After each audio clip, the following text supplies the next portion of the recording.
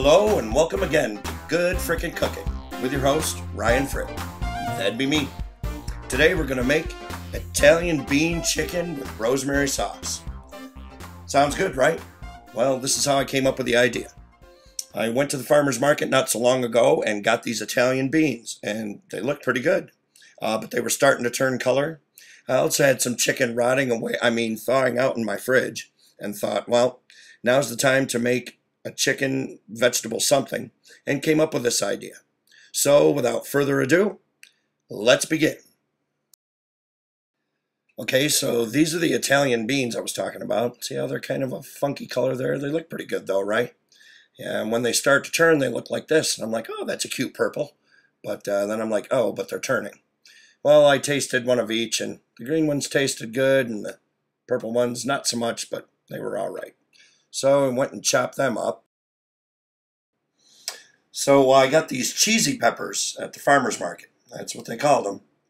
But they looked good, and they had all the colors, so I represented the traffic light there. So what I did was quarter them up.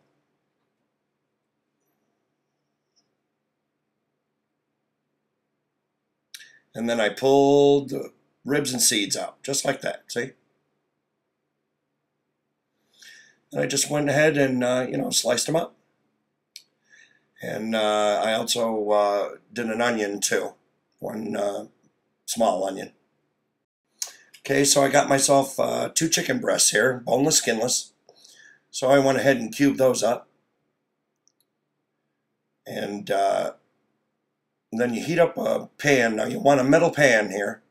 And you heat it up, and you hit it with a little extra virgin olive oil and add your chicken in. And you want to brown these good on both sides. Now my buddy told me, you need a wooden spoon, It's like, the spatula looked dumb in my last video. I'm like, okay, I use a wooden spoon, but see how hard it is to flip the chicken over with the spoon? You know what I wish I had? Yeah, a spatula. So then I figured out that I had a Teflon pan and got myself a metal one. There we go. So I start flipping the chicken here. Anyway, you want to fry these up until they're nice and golden brown. And the reason why you want to use a metal pan is because they're going to stick to the bottom. And they're going to create a nice crust, which you're going to use to build your sauce. All right, so once they're a nice golden brown like that, you just reserve them in a bowl. And then you're left with this nice crust there. See, that's the fond. Now, the fond is a foundation of your sauce, which we'll build at the end.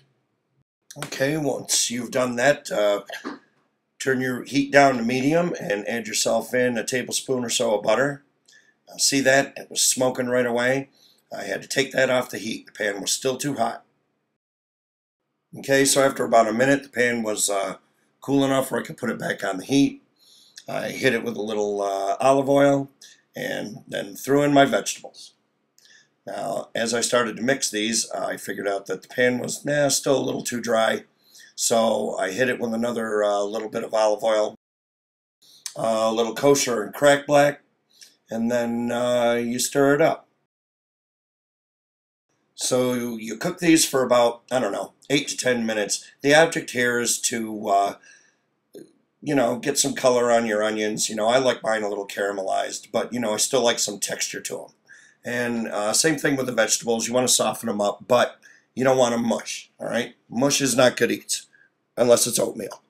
So after 8-10 minutes, or when you've got some good color to your onions, see there, like that, go ahead and hit it with your garlic, about 2-3 cloves, and you stir it for 30 seconds to a minute.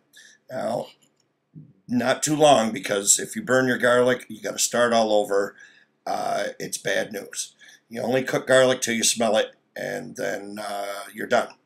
Now, after that, you want to give it a little taste, and it tastes good, so into the bowl it goes with the chicken. Oh, did you see that? Help! Mayday! Man overboard! Okay, anyway, as you can see there in the pan, there isn't really much of a fond left. Apparently the moisture from the vegetables took care of most of that. Anyway, we're going to build our sauce. So here we go.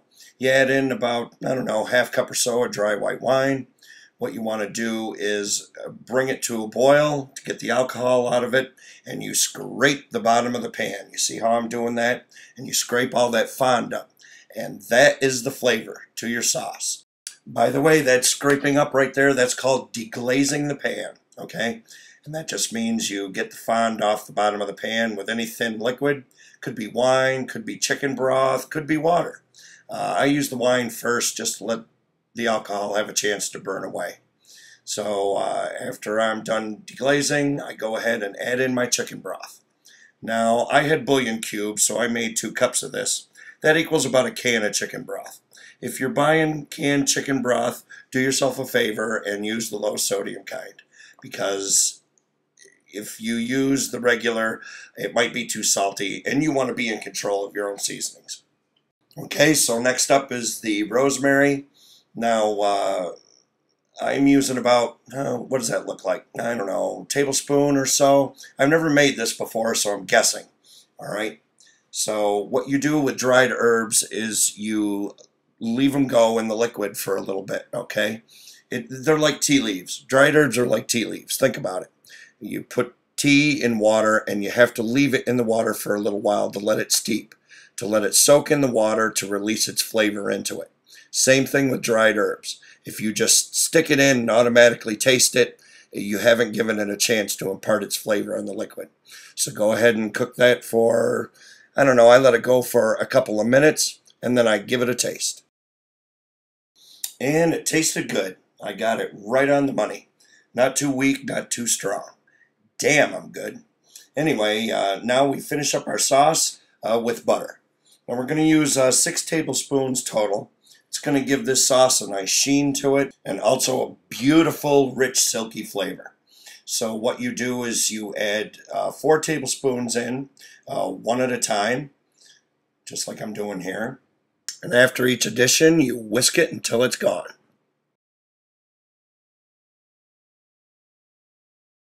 Now with your last 2 tablespoons of butter, you put in a big spoonful there, see, of cornstarch. You can use that Wonder flour too. And you mix it all up until it forms a paste.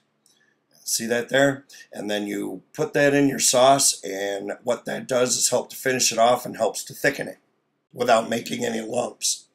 Now you let it boil and let it reduce and let it thicken. Now I was doing this, and it wasn't getting thick for me. So I seem to remember somebody telling me, oh, you can add cornstarch in all by itself and it won't clump up. So that's what I did. I went and added in another little bit, and as you can see, that worked out just great, didn't it?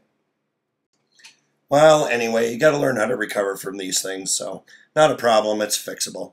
Anyway, I kept boiling and stirring periodically until I got it the consistency that I wanted.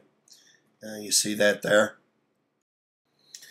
So when it was done, I just got myself a fine mesh strainer, see that there, in a bowl. I poured the gravy right through it. I worked it through with a whisk, and it left out all the lumps. Of course, it left the rosemary behind too, and I kind of like to see the rosemary floating around in the gravy, but what are you going to do? Anyway, it's time to plate.